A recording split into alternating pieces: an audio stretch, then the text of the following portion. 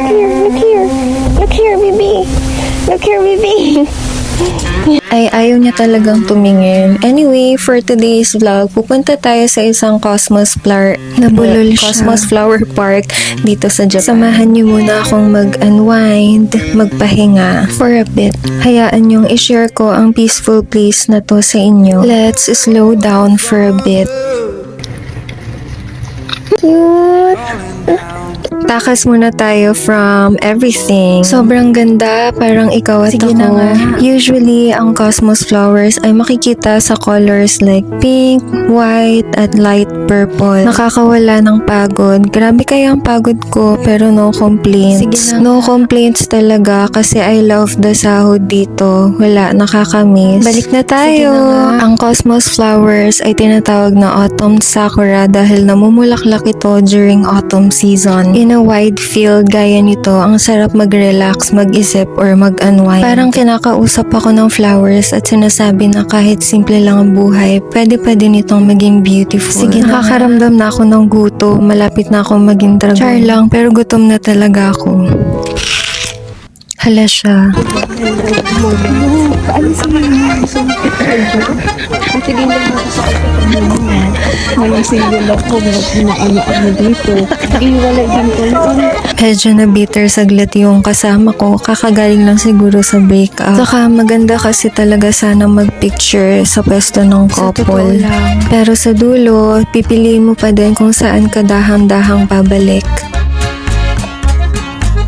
Sa sarili mo, sa peace of mind mo, dun sa mga bagay na hindi ka kinokontrol ng bitterness mo. And then I will go. Ay, Narinig niya naman, few minutes na lang at uuwi na din kami. Parang naghahanap pa din kami ng magandang spots para mag-picture-picture. Ang ganda talaga dito, parang postcard. Nakaka-heal din yung experience kasi parang humihinto sandali ang ingay ng mundo.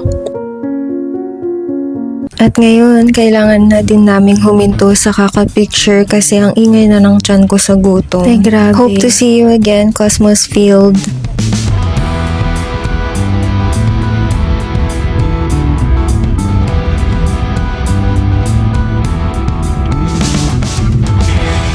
So, yun, Okonomiyaki it is. First time namin to matry, kaya tinuturuan kami ng aming mommy principal dito sa Japan.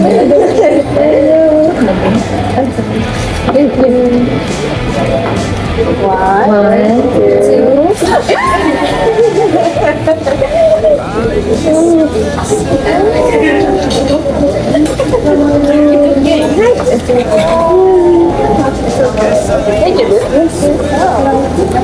Oh my turn. Perfect.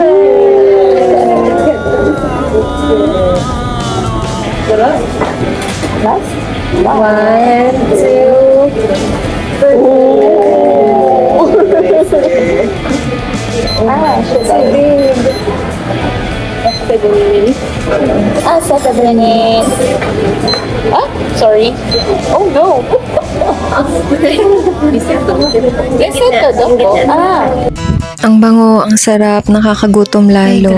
But we have to wait for another 7 minutes para maluto yung isa pang side ng okonomiyaki namin. Sa mga hindi nakakaalam, okonomiyaki is a Japanese dish. It's a Japanese savory pancake. Yes, tama yung narinig nyo, pancake siya. Gawa ito sa flour, batter, shredded cabbage para may konting crunch and freshness. Tapos minsan may meat or seafood.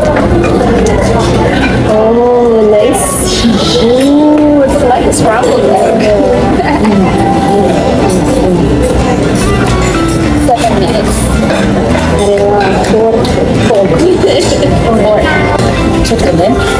Sabi niya, wait lang daw. As far as I can remember, pare-parehas ata kami ng in-order na tatlo. Except for our mommy principal. Ang in-order niya ay Hiroshima style okonomiyaki. Base din sa kwento niya, na-develop tong style na to na okonomiyaki during World War II. Kasi madali lang siyang gawin at saka madali ring hanapin yung mga ingredients that time. Yung usual version ng okonomiyaki, hinahalo-halo. Tapos yung Hiroshima style naman ay layer. May kasama din itong noodles. Wala pa siya sa table namin kasi stuff yung gagawa. Hala, gutom na talaga ako. Matagal pa ba? Parang ang tagal ng 7 minutes, no? Pag inaantay mo siya talaga. Totoo yun.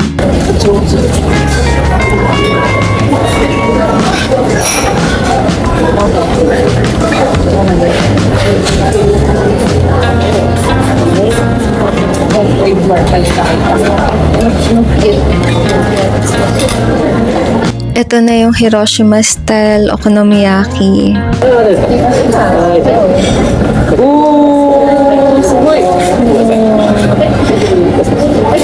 巻きソースにしますので、ぜひご利用ください。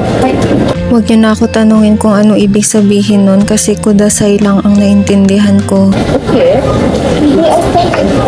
Kakain muna kami. Another well-spent day. So today, I realized okay lang maging soft like flowers at medyo magulo like okonomiyaki. Soft or messy, pwede ka pa rin maging special. Sige na nga.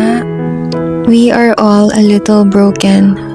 But last time I checked, broken crayons still color.